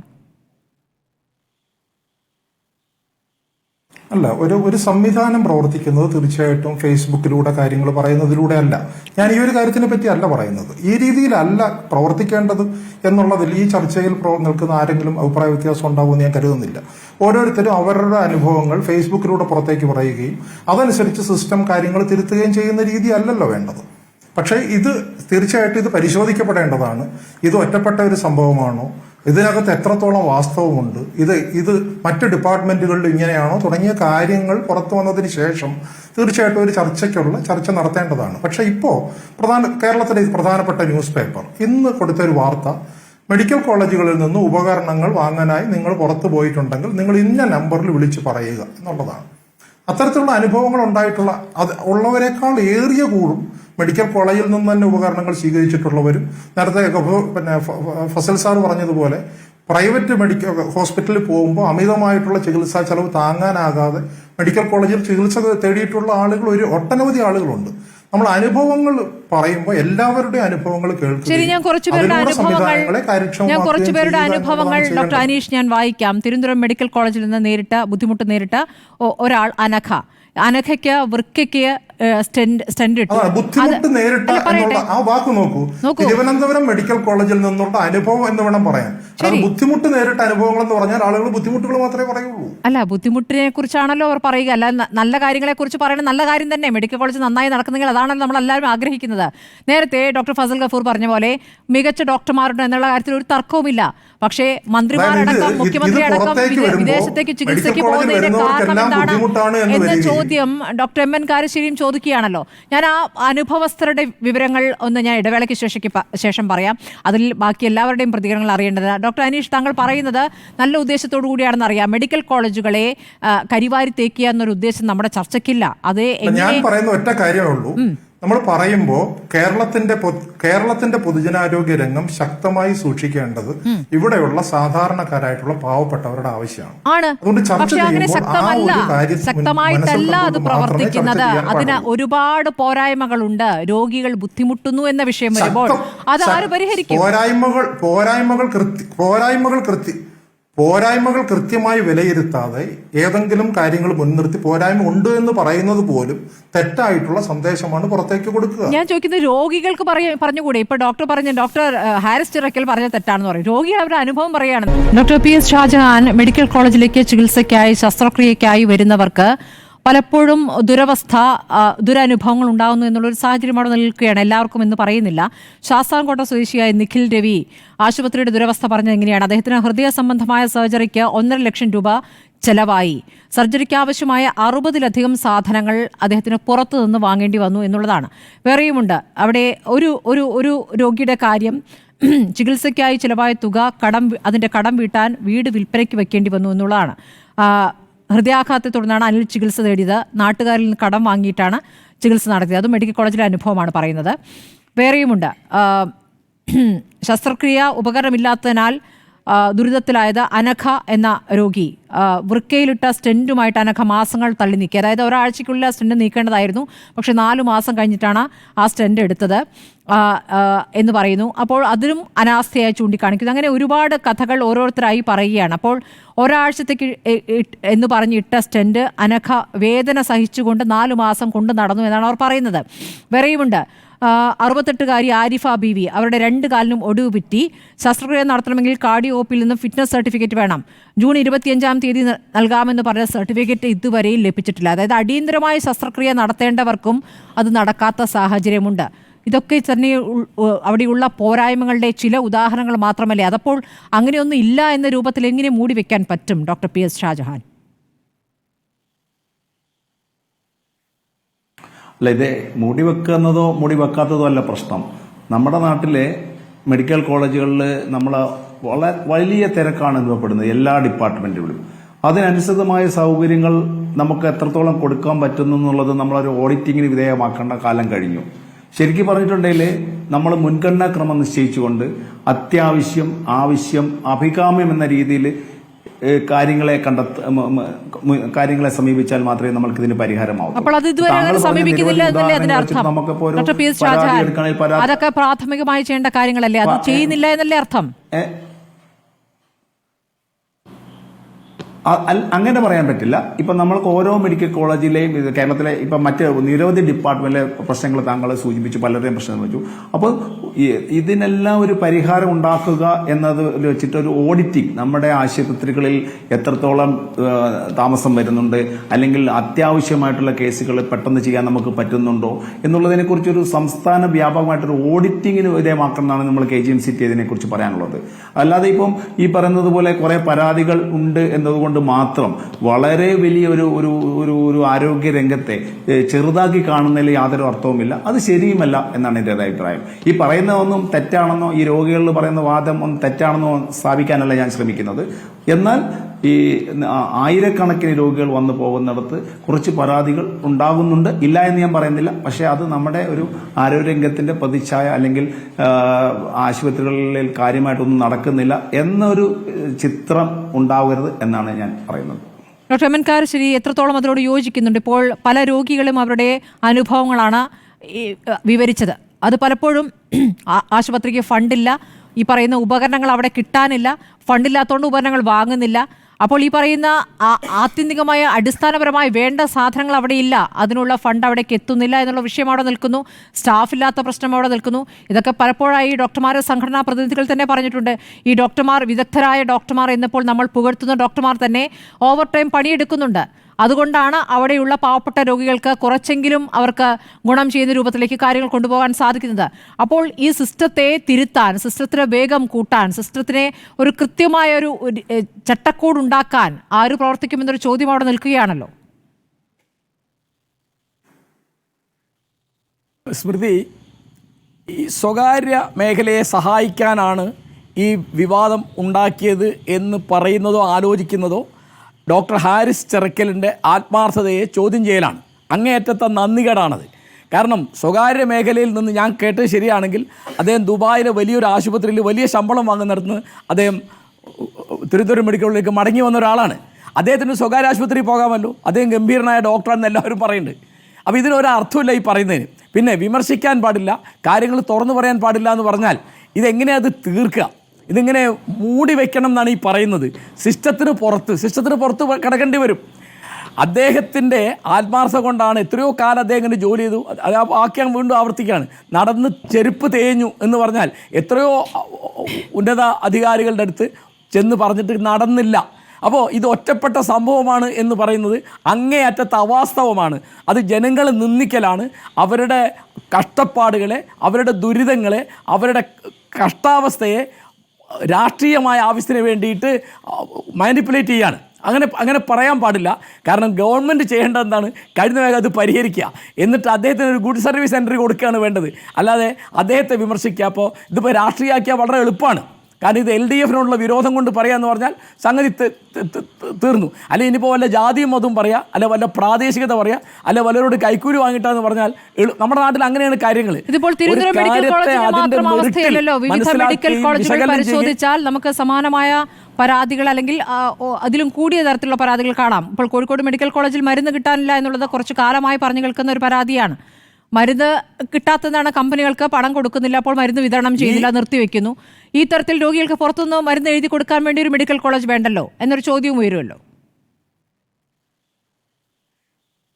അല്ല സ്മൃതി, ഞാൻ ചോദിക്കുന്നത്, ഹർഷിന എന്നൊരു വീട്ടമ്മയുടെ ഓപ്പറേഷൻ നടത്തിയിട്ട് കത്രി അവരുടെ വയറ്റിനകത്ത് വെച്ച് തുന്നിപ്പോയി. 9ാമത്തെ മാസം അത് പുറത്തു വന്നു. പിന്നെ കത്രിയാണ് വേദന ഉണ്ടാക്കുന്നത്. ആ സ്ത്രീക്ക് ഇപ്പോഴും നീതി കിട്ടിയിട്ടില്ലല്ലോ. കോഴിക്കോട് മെഡിക്കൽ കോളേജിൽ ICUവിൽ ബലാത്സംഗം ചെയ്യപ്പെട്ട ഒരു വീട്ടമ്മയ്ക്ക് ഇപ്പോഴും നീതി കിട്ടിയിട്ടില്ല. ഇതൊക്കെ ഒറ്റപ്പെട്ട സംഭവം കളയാൻ പറ്റുമോ? അപ്പോൾ നമ്മൾ നീതിക്ക് വേണ്ടി, ന്യായത്തിന് വേണ്ടി സംസാരിക്കും. അത് ആളുകളുടെ എണ്ണം കൂടുന്നു എന്നുള്ളത് ഒരു മറുപടിയാണെന്ന് എനിക്ക് തോന്നുന്നില്ല. അതിന് പരിഹാരം ഉണ്ടാക്കേണ്ടത് ഇപ്പോൾ കേരള ഗവൺമെൻറ് 2 കോടി രൂപ ലോക സമാധാനത്തിന് മാറ്റിവെച്ചിട്ടുണ്ട്. PSC മെമ്പർമാരുടെ ശമ്പളം വർദ്ധിപ്പിക്കുന്നുണ്ട്, അങ്ങനെ സ്റ്റാഫിൻ്റെ പെൻഷൻ വർദ്ധിപ്പിക്കുന്നുണ്ട്, അനവധി കാര്യങ്ങൾ വർദ്ധിപ്പിക്കുന്നുണ്ട്. ലക്ഷക്കണക്കിന് ഉറുപ്പ്യ ശമ്പളം കൊടുത്തിട്ട് ഡോക്ടർ KV തോമസിനെ ഡൽഹിയിൽ പ്രതിനിധിയായിട്ട് വെച്ചിട്ടുണ്ട്. അങ്ങനെ അനവധി കാര്യങ്ങളുണ്ട്. സാംസ്കാരിക കോൺഫറൻസിന് വേണ്ടി ലക്ഷക്കണക്കിന് മാറ്റിവെച്ചിട്ടുണ്ട്. ഇതിനേക്കാളൊക്കെ നമ്മുടെ ഗവൺമെൻറ്റിൻ്റെ മുൻഗണനാക്രമം എന്ത് എന്നുള്ളതാണ് അടിസ്ഥാന ചോദ്യം. കേരളത്തിലെ മെഡിക്കൽ കോളേജുകളിൽ മരുന്നും ഉപകരണവും കൊടുത്തിട്ട് മതിയല്ലോ നമുക്ക് ലോക സമാധാനത്തിന് 2 കോടി രൂപ കൊടുക്കുക. ആ ഒരു കാര്യം മുൻഗണനാക്രമം എന്നുള്ളതാണ് ഇതിൽ ഏറ്റവും പ്രധാനപ്പെട്ട കാര്യം. അത് ഈ ചർച്ചയിൽ പങ്കെടുക്കുന്ന ഡോക്ടർമാർക്ക് ഞാൻ പറയാതെ തന്നെ അറിയുന്നതാണ്. അവരെന്തുകൊണ്ട് അങ്ങനെ സംസാരിക്കുന്നുള്ളത് എനിക്ക് വാസ്തവത്തിൽ തീരെ മനസ്സിലാവുന്നില്ല. ഞാനൊരു രോഗിയാണ്, ഡോക്ടറല്ല. എൻ്റെ പേരിൻ്റെ മുമ്പിലെ ഡോക്ടർ എന്ന് പറയുന്നത് PhD ഡോക്ടറാണ്. സ്മൃതി ഇങ്ങനെ ഡോക്ടർ എന്ന് പറയുമ്പോൾ ഞാനും ഒരു MBBS ഡോക്ടറാണ് ആളിൽ തെറ്റിദ്ധരിക്കും. ഞാൻ അങ്ങനെയല്ല, എനിക്ക് അതിനെപ്പറ്റി അറിഞ്ഞുകൂടാ. എനിക്ക് ആകെ അറിയുന്ന മനുഷ്യൻ്റെ സംഘടനകളെ പറ്റി മാത്രമാണ്. കോഴിക്കോട് മെഡിക്കലിന് അടുത്ത് അല്ല ഞാൻ പറയുന്നത്. ഈ കൂട്ടത്തിൽ ഡോക്ടർ ഫസൽ ഗഫൂർ എന്ന് പറയും പോലെ, ഡോക്ടർ അനീഷ് എന്ന് പറയും പോലെ, ഡോക്ടർ MN കാരശ്ശേരി എന്ന് പറഞ്ഞാൽ ആൾ തെറ്റിദ്ധരിക്കും, ഇയാൾക്ക് എന്തോ മെഡിക്കൽ ബിരുദമുണ്ട്. അങ്ങനെയില്ല. ഞാൻ പറയുന്നത് ഇത് ജനങ്ങളുടെ സങ്കടങ്ങൾ തീർക്കാനുള്ള ഒരു അവസരമാക്കി എടുക്കാന്നല്ലാതെ ഇതൊരു അഭിമാന പ്രശ്നമായിട്ട് ഇപ്പോൾ അതെന്താണ് അന്വേഷിക്കല്ലോ എന്നുള്ളതാണ് സംശയം. അതെ, ഞാൻ പറഞ്ഞ ഗതികെട്ട ഒരു ഡോക്ടർ, അങ്ങേയറ്റം പ്രതിബദ്ധതയുള്ള, ആത്മാർത്ഥതയുള്ള, സത്യസന്ധനായ ഒരു ഡോക്ടർ ഫേസ്ബുക്കിൽ ഒരു കുറിപ്പിട്ടു എന്നുള്ളത് ഗവൺമെൻറ്റിനെ അപകീർത്തിപ്പെടുത്താനാണ്, സ്വകാര്യ മേഖലയെ തൃപ്തിപ്പെടുത്താനാണ് എന്നൊക്കെ പറയുന്നത് എന്തൊരു വൃത്തികേടാണ്, എന്തൊരു സംസ്കാര ശൂന്യതയാണ്, എന്തൊരു ജനാധിപത്യ വിരുദ്ധമായ നിലപാടാണെന്ന് എനിക്ക് വാസ്തവത്തിൽ മനസ്സിലാവുന്നില്ല. ശരി, GS ശ്രീകുമാർ, ഞാൻ താങ്കളിലേക്ക് കുറച്ച് വേഗം വന്നു പോവുകയായിരുന്നു. ശ്രീകുമാർ, താങ്കൾ പറഞ്ഞ പോലെ കുറച്ച് വർഷങ്ങളായി മെഡിക്കൽ കോളേജുമായി ബന്ധപ്പെട്ടുള്ള പ്രശ്നങ്ങൾ പരിശോധിക്കുന്നു, അല്ലെങ്കിൽ അവിടെ ആളുകളുടെ കാര്യത്തിൽ ഇടപെടുന്നു എന്നുള്ളതാണ്. താങ്കൾ ശ്രദ്ധയിൽ വന്ന വിഷയങ്ങൾ എവിടെയാണ് പരാതിപ്പെട്ടിട്ടുള്ളത്? അതുമേൽ ഒരു ഘട്ടത്തിലും നടപടി ഉണ്ടായിട്ടില്ല എന്ന് പറഞ്ഞാൽ അത് ഇത്തിരി കൂടുതലായി പോയില്ലേ? ഒരിക്കലും നടപടി ഉണ്ടാകാത്തൊരു സാഹചര്യം ഉണ്ടായിട്ടുണ്ടോ? തീർച്ചയായും നിരന്തരമായ പ്രശ്നങ്ങൾ ഇടപെടുമ്പോൾ അപൂർവമായിട്ടാണ് ഈ അധികാരികളുടെ ഭാഗത്തുനിന്ന് നീതി ലഭിക്കുന്നത്. രോഗികളുടെ പ്രശ്നങ്ങൾ എവിടെയാണ് ഉന്നയിക്കാറ്? ശ്രീകുമാർ, എവിടെയാണ് ഉന്നയിക്കാറ്? അത് ഈ മന്ത്രിക്ക് പലപ്പോഴും മെയിൽ ചെയ്യാറുണ്ട്, മുഖ്യമന്ത്രിക്ക് മെയിൽ ചെയ്യാറുണ്ട്, DME കണ്ട് സംസാരിക്കാറുണ്ട്, പ്രിൻസിപ്പലിനെ കാണാറുണ്ട്, സൂപ്രണ്ടിനെ നിരന്തരം കാണാറുണ്ട്. ഇതൊന്നും പറ്റാത്തതുകൊണ്ട് ഞാൻ പ്രവർത്തിക്കുന്ന സംഘടനയിൽ ബന്ധപ്പെട്ടുകൊണ്ട് നിരവധി സമര പരിപാടികൾ ചെയ്യാറുണ്ട്. പലപ്പോഴും സമരം ചെയ്താണ് പല കാര്യങ്ങളും നേടിയെടുത്തിട്ടുള്ളത്. ഏറ്റവും ഉദാഹരണത്തിൽ ഒരു കാര്യം പറയാം. ഈ പാലും മുട്ടയും നൽകുന്ന നടപടി അവസാനിപ്പിക്കാൻ മെഡിക്കൽ കോളേജ് തീരുമാനിച്ചു. അതായത് മിൽമയ്ക്ക് 1 കോടി കുടിശ്ശിക വന്നപ്പോൾ മിൽമ പണം കൊടുക്കില്ല ഇനി മിൽമ പാൽ കൊടുക്കില്ല എന്ന് പറയുന്ന അവസരത്തിൽ അത് നിർത്താൻ തീരുമാനിച്ചു. അന്ന് തന്നെ ഞങ്ങൾ സമരം ചെയ്തു. അന്ന് അവർ തീരുമാനം മാറ്റി. അതുപോലെ സമരം ചെയ്യേണ്ട സമയത്ത് സമരം ചെയ്യും, പരാതികൾ നൽകേണ്ട സമയത്ത് പരാതി നൽകും, ജുഡീഷ്യൽ സംവിധാനത്തിൻ്റെ കാണേണ്ടടുത്ത് അവിടെ പോയി കാണാം. അങ്ങനെ നിരന്തരമായി ബന്ധപ്പെട്ട് നിൽക്കുന്ന ഒരാളാണ്. ഇന്ന് തന്നെ ഈ സംഭവം നടന്ന് ഡോക്ടർ വെളിപ്പെടുത്തിയിട്ട് 5 ദിവസം കഴിയും. 5ാമത്തെ ദിവസമാണ് മുഖ്യമന്ത്രി വാ തുറന്ന് സംസാരിച്ചത്. ഇന്ന് ഈ സംസാരിച്ചത് തന്നെ എന്താണ്? സ്മൃതി പറഞ്ഞതുപോലെ നല്ല 1-ാം തരം ഭീഷണിയുടെ സ്വരത്തിലാണ്. ഈ പാനലിൽ ഇരിക്കുന്ന മറ്റു പലർക്കും അത് മനസ്സിലായിട്ടും മനസ്സിലാവാത്ത പോലെ സംസാരിച്ചു പോവുകയാണ്. സ്മൃതി വീണ്ടും അത് ചോദിച്ചിട്ടും കാരശ്ശേരി മാഷ് അല്ലാതെ വേറെ ഒരാളും അതിൽ പ്രതിപാദിക്കാൻ തയ്യാറായില്ല. ഈ മന്ത്രി പറയുന്ന ആരോഗ്യ മേഖലയെ തെറ്റിദ്ധരിപ്പിച്ച് നശിപ്പിക്കാൻ ഇതുപോലെയുള്ള ആൾക്കാർ ശ്രമിക്കുന്നു. ഞാനായാലും അല്ല ഡോക്ടറായാലും പൊതുസമൂഹത്തിൽ നിൽക്കുന്ന ആരായാലും. ഈ സംവിധാനം നിലനിൽക്കേണ്ടത് ഇവിടുത്തെ ഉമ്മൻചാണ്ടി അല്ല ഇവിടുത്തെ മുഖ്യമന്ത്രിയുടെ ആവശ്യമല്ല. എന്നെപ്പോലെയുള്ള സാധാരണക്കാർക്ക് സ്വകാര്യ ആശുപത്രിയിൽ പോകാൻ കഴിയാത്ത പാവപ്പെട്ട സാധാരണക്കാരെ എന്നെപ്പോലെയുള്ള ലക്ഷക്കണക്കിന് പേർക്ക് വേണ്ടിയാണ്. ആ സംവിധാനം തകരാറിലാവുമ്പോൾ ഉള്ള നഷ്ടം ഈ മഹാന്മാർക്കല്ല, എന്നെപ്പോലെയുള്ള പാവപ്പെട്ട സാധാരണക്കാർക്ക്. ആ സിസ്റ്റം നിലനിൽക്കാൻ വേണ്ടിയാണ്, അത് നല്ല നിലയിൽ വരാൻ വേണ്ടിയാണ്. അല്ലാതെ ഇത് ഡോക്ടർ ഒരു സുപ്രഭാതത്തിൽ എണീറ്റ് പൊതുസമൂഹത്തോട് പറഞ്ഞതല്ലല്ലോ. ഡോക്ടർ പലതവണ പറഞ്ഞു, ഈ ഒരു ആശുപത്രിയിലെ ഡോക്ടർക്ക് ഒരു വിഷയം വേണമെങ്കിൽ അത് ആശുപത്രി സൂപ്രണ്ടിനെയും പ്രിൻസിപ്പാളിനെയും മാത്രമേ അറിയിക്കാനുള്ള അവകാശമുള്ളൂ. അത് നേരിട്ട് DME അറിയിക്കാനോ മന്ത്രിയെ അറിയിക്കാനൊന്നും പറ്റില്ല. പക്ഷേ ഇദ്ദേഹത്തെ ആരോഗ്യമന്ത്രിയുടെ PS വിളിച്ചു. എന്തിനു വേണ്ടിയാണ്? അവിടെ നല്ല സുഖമായി കാര്യങ്ങൾ നടക്കുമെന്നോ എന്ന് ചോദിക്കാനല്ല. അദ്ദേഹം ഒരാളിനെ പറഞ്ഞു വിട്ടപ്പോൾ അദ്ദേഹത്തിന് വേണ്ട പരിഗണന കൊടുത്തില്ല എന്ന് അദ്ദേഹം ചെന്ന് പരാതി തിരിച്ചു പറഞ്ഞപ്പോൾ ഡോക്ടറെ വിളിപ്പിച്ചു. വിരട്ടല. അദ്ദേഹം പോസ്റ്റിട്ടപ്പോഴും മന്ത്രിയുടെ ഓഫീസിൽ നിന്ന് വിളിച്ച് വിരട്ടിയല്ലേ അത് മാറ്റിച്ചത്. അദ്ദേഹം ഒരു അല്പം മാന്യനായതുകൊണ്ട് ആ സിസ്റ്റത്തിന് എതിരായി വരണ്ടെന്ന് മാറ്റി ആ പോസ്റ്റ് മാറ്റി വീണ്ടും തിരിച്ചയാൽ അദ്ദേഹം വേറൊരു പോസ്റ്റ് ഇട്ടു. അതുകൊണ്ട് മുഖ്യമന്ത്രിയും വിരട്ടലിൻ്റെ സ്വരമാണ്. ഇത് ഈ ഉദ്യോഗസ്ഥൻ, ഈ ഹാരിസൺ എന്ന് പറയുന്ന ഡോക്ടർ മാത്രമാണ് നിർത്തിയിട്ട് ഇനി ജോലി എന്നെ കളഞ്ഞാലും കുഴപ്പമില്ല എന്ന് പറഞ്ഞുകൊണ്ട് കാണിച്ച അന്തസ്സും നട്ടലുള്ള നടപടിയുമാണ്. അദ്ദേഹത്തെ വിരട്ടി നോക്കുകയാണ്. എങ്ങനെയെങ്കിലും സമ്മർദ്ദം ചെലുത്തി അദ്ദേഹം അങ്ങനെ ഒരു നടപടി എടുത്തില്ലെങ്കിൽ ഇന്ന് 10 പേരെ ഓപ്പറേറ്റ് ചെയ്യണമായിരുന്നു. 6 പേരെ ഓപ്പറേറ്റ് ചെയ്തു. 5 പേർക്കും മൂത്രാശയത്തിലെ കല്ല് പൊടിച്ചു കളയുന്ന ഓപ്പറേഷനാണ് ഇന്ന് ചെയ്തത്. വേറൊരാളും മറ്റൊരു സർജറി. അന്ന് ആ ഡോക്ടർ പറഞ്ഞില്ലായിരുന്നെങ്കിൽ ഹൈദരാബാദിൽ നിന്ന് 1 മാസം കഴിഞ്ഞാലും ഈ മരുന്ന് തിരുവനന്തപുരം മെഡിക്കൽ കോളേജ് വരില്ല. ഞാൻ ഈ ആശുപത്രി വികസന സമിതിയിലും ജനപ്രതിനിധി എന്ന നിലയിലും നന്നായിട്ട് പ്രവർത്തിച്ചാണ്. ഈ പാനലിലുള്ളവർ മെഡിക്കൽ കോളേജിനെ കുറിച്ച് ഞാൻ അറിയുന്നത് പോലെ ഒരാളിനും അറിയില്ല. അതുകൊണ്ട് തന്നെ വ്യക്തമായിട്ട് പറയുന്നു, അദ്ദേഹം ചെയ്യേണ്ട എല്ലാ നടപടിയും ചെയ്തു. ഇവിടെ ക്ലിനിക്കൽ മേഖലയിൽ 25ഓളം ഡിപ്പാർട്ട്മെൻറ്റുണ്ട്. മറ്റ് ഡിപ്പാർട്ട്മെൻറ്റ് ജനങ്ങളുമായി നേരിട്ട് ബന്ധപ്പെടുന്നതല്ല. ഈ 25 ഡിപ്പാർട്ട്മെൻറ്റിലെ HODമാർ എന്നോട് സംസാരിക്കാറുണ്ട്. അവർ പറഞ്ഞു, ശ്രീകുമാരൻ, ഞങ്ങളുടെ ഡിപ്പാർട്ട്മെൻറ്റിൽ ഞങ്ങൾ ഇങ്ങനെയൊക്കെ തന്നെയാണ് ചെയ്യുന്നത്. പക്ഷെ പറയാൻ ധൈര്യമില്ല. പറയാൻ ധൈര്യമുണ്ടാ ഉദ്യോഗസ്ഥർ വന്നിരുന്നെങ്കിൽ മുഖ്യമന്ത്രിയുടെ ഈ വിരട്ടലൊന്നും ഇവിടെ നടക്കില്ല. മുഖ്യമന്ത്രിക്ക് ഇത് പറയാൻ ഒരു അവകാശമില്ല. കാര്യം സംസ്ഥാനത്തെ ഏത് മെഡിക്കൽ കോളേജിലാണ് മുഖ്യമന്ത്രി ചികിത്സ നടത്തുന്നത്? മുഖ്യമന്ത്രിക്ക് അമേരിക്കയിൽ പോവാം, സുഖവാസത്തിൽ ചികിത്സ നടത്താം, മന്ത്രിമാർക്ക് ചെയ്യാം. പക്ഷേ ഇവിടുത്തെ പാവപ്പെട്ടവന് വേണ്ടി, എന്നെപ്പോലെ ഉള്ളവനും കൂടി വേണ്ടിയാണ് ഞങ്ങൾ ഇങ്ങനെ പറയുന്നത്. ഇത് ഒരു കാര്യമല്ല.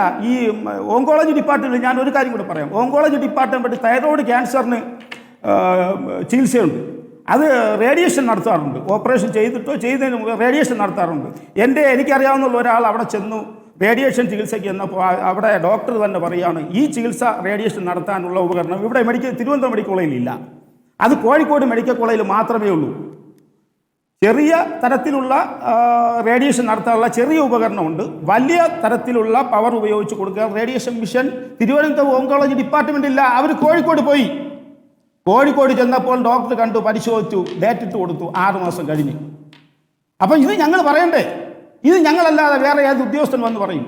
ആ ഉദ്യോഗസ്ഥൻ പറഞ്ഞ് ഞങ്ങളെ പോലെ ഉള്ളവരോട് വന്ന് പറയാറുണ്ട്, നിങ്ങൾ അതിൽ ഇടപെടണം, ഇവിടെ ഇന്ന വിഷയമുണ്ട്. ഓരോ ഡിപ്പാർട്ട്മെൻറ്റ് HOD എന്നെ പേഴ്സണൽ പറയാറുണ്ട്, ഇവിടെ ഇന്ന വിഷയമുണ്ട്, നിങ്ങളൊന്ന് ഇടപെട്ടാൽ അത് ശരിയാവും, നിങ്ങളല്ലെങ്കിൽ ബന്ധപ്പെട്ട അധികാരിയെ അറിയിച്ച്, അല്ലെങ്കിൽ നിങ്ങൾ സമരം ചെയ്താൽ ശരിയാകും.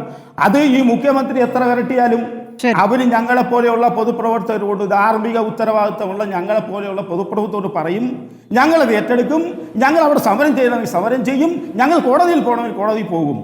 അങ്ങനെ അവിടെ നീതി നടപ്പാക്കാൻ ഞങ്ങൾ ചെയ്യും. അപ്പോൾ കോഴിക്കോട് മെഡിക്കൽ കോളേജിൽ ചെന്നപ്പോൾ അവിടെ ഡേറ്റ് കൊടുത്തു.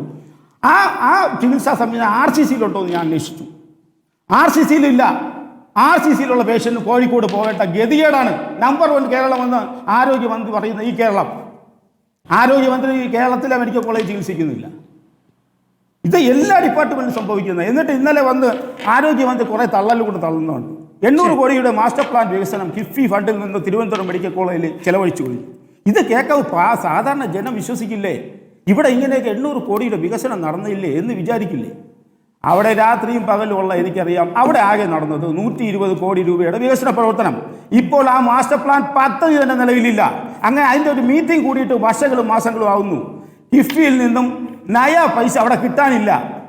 ഈ കിഫ്ബിയിലെ എത്രയോ കോടി രൂപ കിട്ടുമെന്ന് പറഞ്ഞ് അവിടെ ഒരു 4 നില ബിൽഡിംഗ് ഇടിച്ചു കളഞ്ഞു.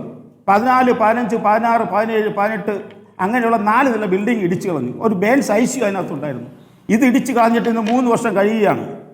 കിഫ്ബിയിലെ ഫണ്ടിനെ കുറിച്ച് യാതൊരു ധാരണയും ഇല്ലാതെ കെട്ടിടം ഇടിച്ചു. ഇപ്പം കെട്ടിടവും ഇല്ല, പണവും ഇല്ല, കിഫ്ബിയില്ല. എന്നിട്ടും മന്ത്രി വന്നിട്ട് തള്ളുകയാണ്. കിഫ്ബിയിൽ 800 കോടി വികസനം നടത്തി. അവിടെ ഒരു മെഡിക്കൽ കോളേജിൽ ഒരു MRI മെഷീൻ ഉണ്ട്. 15 വർഷം കഴിഞ്ഞു. അത് അവിടുത്തെ ആശുപത്രി വികസനത്തിന് മിനിറ്റ്സിൽ തന്നെ ഉണ്ട്. ആ മിനിറ്റ്സ് എൻ്റെ കയ്യിലുണ്ട്. ഈ ഉപകരണം എപ്പോൾ വേണമെങ്കിലും നിരന്തരം നിന്നു പോകുന്നതാണ്. ഇത് ഇനി ഇവിടെ ഉപയോഗിക്കാൻ കഴിയില്ല. പുതിയതൊന്ന് സ്ഥാപിച്ചേ പറ്റൂ എന്നുള്ള റിപ്പോർട്ട് എൻ്റെ കയ്യിലുണ്ട്. ഞാൻ ഇതുമായി ബന്ധപ്പെട്ട് അധികാരികളുടെ പ്രിൻസിപ്പാൾ അങ്ങനെ എല്ലാവരെയും ബന്ധപ്പെട്ടപ്പോൾ പണമില്ല. അവസാനം ഇത് മാസ്റ്റർ പ്ലാന്റെ ഭാഗമായി കിഫ്ബിയിൽ കൊടുത്തു. അങ്ങനെ 120 കോടി രൂപയിൽ കിട്ടിയ ഒരു പദ്ധതി കിഫ്ബിയിൽ 32 കോടി രൂപയ്ക്ക് തിരുവനന്തപുരത്ത് MRI CT യൂണിറ്റ് സ്ഥാപിക്കാൻ തീരുമാനിച്ചു. അതിൻ്റെ പ്രവർത്തനവും നടന്നു വരുന്നു. ഇത് നടക്കാനുണ്ടായ സാഹചര്യം ഞാൻ മനുഷ്യാവകാശ കമ്മീഷനിൽ പോയി പരാതി കൊടുത്തു. മനുഷ്യാവകാശ കമ്മീഷൻ പ്രിൻസിപ്പാളിനെ വിളിപ്പിച്ചു.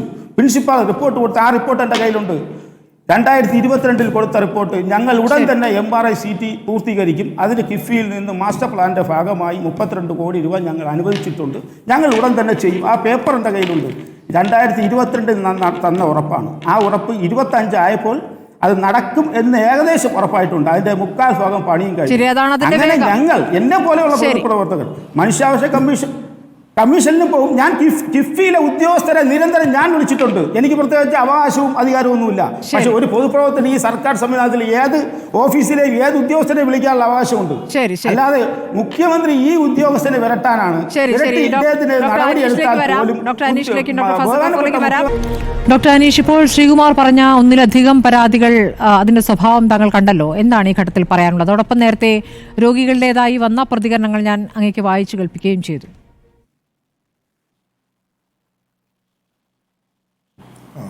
ഞാൻ അതിനെപ്പറ്റിയിട്ട് കുറച്ച് കാര്യങ്ങൾ ആദ്യം തന്നെ പറഞ്ഞതാണ്. ഇപ്പോൾ ഞാനും KGM-CTA പ്രതിനിധിയും ഈ ചർച്ചയിലുണ്ട്. തീർച്ചയായിട്ടും ഞങ്ങൾ സർക്കാർ മേഖലയിൽ പ്രവർത്തിക്കുന്ന ഡോക്ടർമാരാണ്. അതുകൊണ്ട് തന്നെ സംവിധാനത്തിന് അനുകൂലമായി ഞങ്ങൾ കൂടുതൽ സംസാരിക്കാനുള്ള സാധ്യതയുണ്ട്. പക്ഷെ അതുപോലെ തന്നെ ഈ ശ്രീകുമാർ തീർച്ചയായിട്ടും ഒരു കൗൺസിലറാണെന്ന് പറഞ്ഞു. അപ്പോൾ ഏത് രാഷ്ട്രീയ കക്ഷിയുടെ പ്രതിനിധിയാണ് എന്ന് പറയുക എന്നുള്ളത് വളരെ പ്രധാനമാണ്. കാരണം ഇതൊരു പൊളിറ്റിക്കൽ കാര്യം കൂടിയാണ്. കാരണം ശ്രീകുമാർ പറഞ്ഞ കാര്യങ്ങളുടെ വസ്തുത മുഴുവൻ ഈ ഒരു ചർച്ചയിൽ വെളിച്ചത്ത് കൊണ്ടുവരാനോ ഡിബേറ്റ് ചെയ്യാനോ പറ്റില്ല. കാരണം വളരെ മൊമെന്ററി ആയിട്ട് ഈ സമയത്തുള്ള ഗവേഷണം നടത്തുന്നത് എന്തായി എന്ന് കണ്ടെത്താനോ കഴിയില്ല. അപ്പൊ അത് തീർച്ചയായിട്ടും ഈ ചർച്ചയുടെ തുടക്കത്തിൽ തന്നെ ആളുകളെ എന്ത് സ്റ്റാൻഡാണ് എടുക്കുന്നത് എന്ന് പറയുന്നതിന് ആ ഡിസ്ക്ലോഷർ വളരെ ഇമ്പോർട്ടൻ്റ് ആണ്. അതനുസരിച്ച് മാത്രമേ ശ്രീകുമാർ ഉയർത്തുന്ന കാര്യങ്ങളെ നമുക്ക് ചർച്ച ചെയ്യാനായിട്ട് കഴിയുള്ളൂ എന്നുള്ളത് പ്രധാനപ്പെട്ട കാര്യമാണ്. തീർച്ചയായിട്ടും ഡോക്ടർ ഹാരിസ് ഒരു വിസിൽ ബ്ലോവർ എന്നുള്ള നിലയിൽ വളരെ പ്രാധാന്യമുള്ള ഒരു കാര്യമാണ് ചെയ്തത്. അദ്ദേഹത്തിനെതിരെ ഡിപ്പാർട്ട്മെന്റൽ നടപടി വരുമ്പോൾ ഡിപ്പാർട്ട്മെന്റ് രീതിയിലായിരിക്കും നീങ്ങുക. പക്ഷേ കാരശ്ശേരി മാഷ് പറഞ്ഞതുപോലെ അതിനെ പ്രിവെന്റ് ചെയ്യാൻ നമ്മുടെ ജനാധിപത്യ സമൂഹത്തിന് അവകാശമുണ്ട്. പക്ഷേ കാരശ്ശേരി മാഷ് പറഞ്ഞതിൽ ഒരു കാര്യത്തിനോട് എനിക്ക് വിയോജിപ്പ് രേഖപ്പെടുത്താനുള്ളത്, ഈ ലോകസമാധാനത്തിന് 2 കോടി രൂപ വകവയ്ക്കുക എന്ന് വെച്ചാൽ 2 കോടി രൂപ കൊണ്ട് ലോകസമാധാനം നമുക്ക് അച്ചീവ് ചെയ്യാം എന്നുള്ളതല്ല. ഈ ഒരു ചെറിയ ഭൂപ്രദേശം പോലും ലോകസമാധാനം എന്ന് പറയുന്ന ഒരാശയത്തിന് കൊടുക്കുന്ന ഒരു പ്രാധാന്യമായിട്ട് അതിനെ കണ്ടാൽ മതി. അപ്പൊ അതിന് 2 കോടി രൂപ വിലയിടാൻ കഴിയുമോ? 2 കോടി രൂപ എന്ന് വെച്ചാൽ ഒരു ടോക്കണാണ്. അത് ആ ഒരു അർത്ഥത്തിൽ അതിനെ എടുക്കാൻ കാരശ്ശേരി മാഷെ പോലെ ഒരു പരിണിതപ്രജ്ഞനായിട്ടുള്ള ഒരാൾക്ക് കഴിയേണ്ടതാണ് എന്നാണ് എനിക്ക് പറയാനുള്ളത്. ഞാൻ ആ ഒരു മേഖലയിലേക്ക് പോകുന്നില്ല. ആ ഉദാഹരണം എടുക്കണ്ട, ആശമാരുടെ സമരം എടുത്താലും മതി ഡോക്ടർ അനീഷ്. ആശമാരുടെ സമരം എടുത്താൽ മതി, എന്നിട്ട് ബാക്കിയുള്ളവർക്ക് കൂട്ടിക്കൊടുത്തത് വലിയ തോതിൽ കൂട്ടിക്കൊടുത്ത ആ കണക്ക് കൂടി ഒന്ന് എടുത്തു നോക്കിയാൽ മതി. ഡോക്ടർ അനീഷ് ആശമാർക്ക് കൊടുക്കാവുന്ന ഒരു തുക പോലും കൊടുക്കാതെ അല്ലാതെ വേറെ ആർക്കാണ് കൊടുത്തത്? PSC അംഗങ്ങൾക്ക് കൊടുത്തല്ലോ. ആ ഒരു കണക്കും നമ്മുടെ മുന്നിലുണ്ടല്ലോ. ഞാൻ വരാം ഡോക്ടർ അനീഷ്. ഇപ്പോൾ മുഖ്യമന്ത്രിയുടെ ആ പ്രതികരണം വന്നിരിക്കുന്നു, ഒന്ന് കേട്ട ശേഷം ചർച്ചയിലേക്ക് വരാം. ഒന്ന് CM-ന്റെ പ്രതികരണം കണ്ട ശേഷം. തിരുവനന്തപുരം മെഡിക്കൽ കോളേജുമായി ബന്ധപ്പെട്ട് വന്ന വാർത്തയിലെ തെറ്റായ ഒരാളാണെന്ന് ആരും പറയുന്നില്ല. നല്ല അർപ്പണബോധത്തോടെ ജോലി എടുക്കുന്ന ആളാണെന്ന് തന്നെയാണ് പറയുന്നത്. പൊതുവെ അങ്ങനെയാണ് അഭിപ്രായം നിൽക്കുന്നത്. പക്ഷെ അദ്ദേഹത്തെ ഉപയോഗിച്ചുകൊണ്ട് ഇപ്പൊ നടന്നതെന്താ? ഒരു ഗവൺമെന്റ് സർവന്റ്, നല്ല ആത്മാർത്ഥതയുള്ളയാള്, അർപ്പണബോധത്തോടെ ജോലിയെടുക്കുന്നയാള്, അഴിമതി തീണ്ടാത്തിയാള്, എല്ലാമാവട്ടെ. പക്ഷേ അത്തരമൊരാള് ഇന്ന് കേരളത്തിലെ, ഇന്ത്യയിലെ ഏറ്റവും നല്ല ആരോഗ്യ മേഖലയെ തെറ്റായി ചിത്രീകരിക്കുന്നതിന് അദ്ദേഹം അത് ഉദ്ദേശിച്ചിട്ടുണ്ടോ എന്നറിയില്ല. പക്ഷെ അതാണ് വന്നിട്ടുള്ളത്. ഇത് നമ്മുടെ മുന്നിൽ അനുഭവ പാഠമായിരിക്കണം. ശരി, അതായിരുന്നു മുഖ്യമന്ത്രിയുടെ പ്രതികരണം. എല്ലാ കാര്യവും ഡോക്ടർ അനീഷ് പറഞ്ഞോളൂ. സ്മൃതി ആശാമാരുടെ കാര്യം പറഞ്ഞതുകൊണ്ട് ഞാൻ ആ ഒരു വിഷയത്തെ പറ്റി ഒരു സെന്റൻസ് പറഞ്ഞിട്ട് തിരിച്ചു വരാം. ആശമാർക്ക് നമുക്കറിയാവുന്ന പോലെ കേരളമാണ് ഏറ്റവും കൂടുതൽ ഓണറേറിയം കൊടുക്കുന്നത്. ആശമാരൊരു കേന്ദ്രാവിഷ്കൃത പദ്ധതിയാണ് എന്നുള്ളതും കേന്ദ്രമാണ് അവരെ തൊഴിലാളികളായിട്ട് അംഗീകരിക്കേണ്ടത് എന്നുള്ളതും സംസ്ഥാനങ്ങൾക്ക് അവരെ തൊഴിലാളികളായി അംഗീകരിക്കാൻ അവകാശമില്ല എന്ന് കേന്ദ്രം തന്നെ എഴുതി വെച്ചിട്ടുണ്ട്. അതുകൊണ്ട് തന്നെ അവരെ തൊഴിലാളികളായി അംഗീകരിക്കാൻ കഴിയില്ല. അവരുടെ ഓണറേറിയം വർദ്ധിപ്പിക്കാൻ മാത്രമേ കഴിയുള്ളൂ. അത് തദ്ദേശീയമായിട്ടുള്ള കേരളത്തിന്റെ തന്നെ ഫണ്ട് ഉപയോഗിച്ച് ചെയ്യേണ്ടതായിട്ട് വരും. ആശമാരുടെ എണ്ണം വളരെ കൂടുതലാണ്. അത്തരത്തിലുള്ള ഒരുപാട് കാര്യങ്ങളുണ്ട്. അതൊക്കെ എനിക്ക് തോന്നുന്നു പൊതുസമൂഹത്തിന് ബോധ്യം വന്നിട്ടുള്ള കാര്യമാണ്. ആശമാരുടെ സമരം പോലെ തന്നെ ഇതിനെയും ഒരു രാഷ്ട്രീയ പ്രേരിതമായിട്ടുള്ള ഒരു കാര്യമാക്കി മാറ്റുകയും അത് മാറ്റുന്നതും ഒരു ഇലക്ഷന് വേണ്ടിയിട്ട് ചർച്ച ചെയ്യുന്നതിലൊന്നും തന്നെ യാതൊരു അഭിപ്രായ വ്യത്യാസവുമില്ല.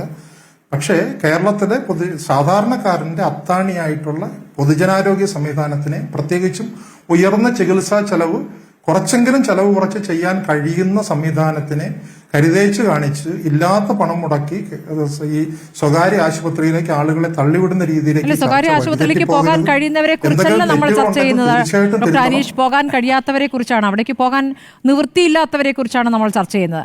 ഞാൻ തിരിച്ചെത്താം. ഇവിടുത്തെ സംവിധാനങ്ങൾ മോശമാണെങ്കിൽ മോശമാണെന്ന് പറയണം, പക്ഷെ മോശമല്ലെങ്കിൽ മോശമാണെന്ന് ഇല്ലാത്ത സംവിധാനത്തെ കുറിച്ചും കൂടിയാണ് നമ്മുടെ ചർച്ച. ഇല്ലാത്ത സംവിധാനത്തെ കുറിച്ച് കൂടിയാണ് നമ്മുടെ ചർച്ച. കാരുണ്യ പദ്ധതിയിൽ 110 കോടി കുടിശ്ശികയുണ്ട്. മരുന്ന് കമ്പനികൾക്ക് 28 കോടി കൊടുക്കാനുണ്ട്. കോട്ടയം മെഡിക്കൽ കോളേജിൽ കുടിശ്ശിക കാരണം ഉപകരണങ്ങൾ വിതരണം ചെയ്യുന്നില്ല. 30% രോഗികളും വാങ്ങുന്നത് പുറത്തു നിന്ന്. ഇതൊക്കെ ഒരു യാഥാർത്ഥ്യമാണ്. 150 കോടി രൂപയ്ക്ക് മരുന്ന് കൊടുത്തുകൊണ്ടിരുന്നതിൽ നിന്ന് കഴിഞ്ഞ 10 വർഷം കൊണ്ട് 1500 കോടിയോളം ആയിട്ടത് വർദ്ധിപ്പിച്ചിട്ടുണ്ട്. അതുകൊണ്ടാണ് നമുക്ക് പ്രാഥമിക ആരോഗ്യ കേന്ദ്രങ്ങളിൽ പോലും ഇപ്പോൾ മരുന്ന് കിട്ടുന്നത്. ആ ഒരു കാര്യം നമ്മൾ കാണാതെ പോകരുത് ഈ കണക്കുകൾ പറയും. ഈ ഷാജഹാനിലേക്ക് പോകുന്നു. ഡോക്ടർ ഷാജഹാൻ, ഇപ്പോൾ ഡോക്ടർ അനീഷ് പറഞ്ഞത് പൂർണ്ണമായും ശരിയെന്ന അഭിപ്രായമാണോ താങ്കൾക്ക്? അങ്ങനെയെങ്കിൽ ഇപ്പോൾ ഡോക്ടർ ഹാരിസ് പറഞ്ഞ പരാതികൾ അതൊരു ചെറിയ വിഷയം മാത്രമായി ചുരുക്കേണ്ടി വരും. അല്ല, ഡോക്ടർ അനീഷ് പറഞ്ഞതിന് ശരിയാണോ തെറ്റാണോ എന്നുള്ള അതിലല്ലേക്ക് ഞാൻ കടക്കാൻ ആഗ്രഹിക്കുന്നത്. ഞാൻ പറഞ്ഞത് ഞങ്ങളുടെ സംഘടന മെഡിക്കൽ കോളേജുകളുടെ സമഗ്ര വികസനത്തിനും അതിന്റെ എല്ലാ രോഗികൾക്കും വേണ്ടത്ര ചികിത്സയും ഒക്കെ കിട്ടുന്നതിന് വേണ്ട നിർദ്ദേശങ്ങൾ ഞങ്ങൾ കാലാകാലമായിട്ട് സർക്കാരിന് സമർപ്പിക്കുന്നുണ്ട്. അതിനെക്കുറിച്ച് ചർച്ചകൾ നടക്കുന്നുണ്ട്, കുറച്ച് കാര്യങ്ങൾ നടക്കുന്നുണ്ട്.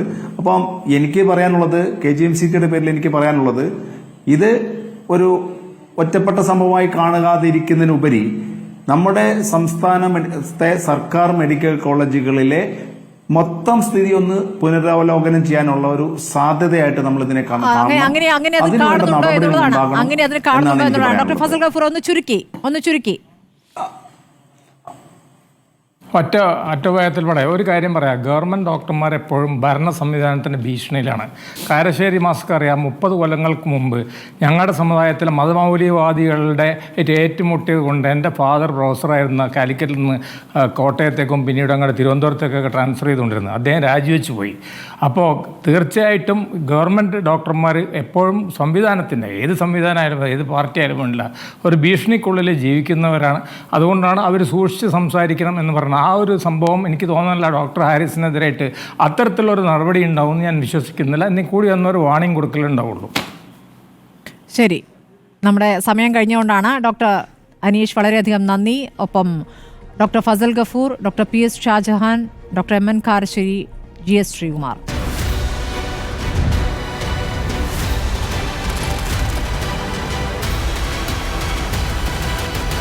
Debate with Smriti Paruthikad.